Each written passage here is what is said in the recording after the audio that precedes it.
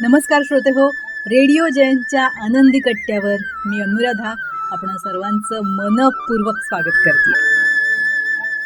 श्रोते हो, आपल्याकडे एखादी व्यक्ती सेवानिवृत्त झाली तर तिच्या सेवानिवृत्तीच्या समारंभात अनेक जण त्या सेवानिवृत्त होणाऱ्या व्यक्तीला सल्ला देतात की आता आराम करायचा, आता कुठलंही काम करायचं नाही, दगदग करायची नाही. पण खरंच यामुळेच सेवानिवृत्त झाल्याचा आनंद मिळतो?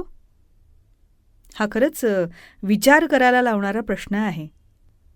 याचं उत्तर खरं तर जे सेवानिवृत्त झाले आहेत तेच देऊ शकतील. पण आजच्या आनंदी कट्ट्यावर सी राधाकृष्ण राव यांच्याविषयीची एक पोस्ट वाचनात आली आणि खरंच माणसानं सतत कार्यरत राहावं याचा उत्तम वस्तुपाठ त्यातून मिळाला. खरं तर सी राधाकृष्ण राव हे वयाच्या 60व्या वर्षी सेवानिवृत्त झालेत आणि आपल्या मुली नातवंडासकट ते अमेरिकेत राहायला गेले. तिथं 62व्या वर्षी पिट्सबर्ग विश्वविद्यालयात सांख्यिकीचे ते प्रोफेसर बनले आणि 70व्या वर्षी पेन्सिल्व्हेनिया विश्वविद्यालयात ते विभागप्रमुख बनले. 75व्या वर्षी त्यांना अमेरिकेची नागरिकता मिळाली. 82व्या वर्षी विज्ञानाचं राष्ट्रीय पदक मिळालं आणि एक व्हाईट हाऊस सन्मान.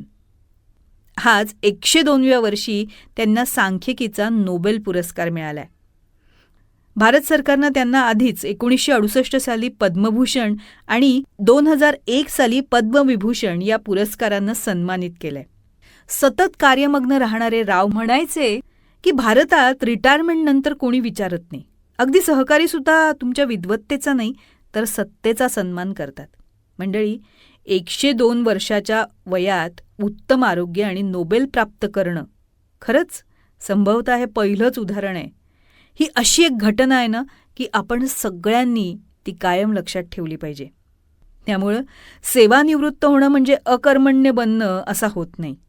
जीवन हे शेवटच्या श्वासापर्यंत पूर्ण उत्साहात जगण्याचं एक सुंदर नाव आहे, हो ना?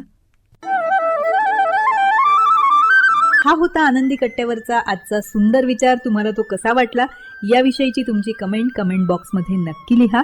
आणि त्याचबरोबर रेडिओ जयंतचे दर्जेदार कार्यक्रम ऐकण्यासाठी रेडिओ जयंत लाईक करा, शेअर करा आणि सबस्क्राईब करा.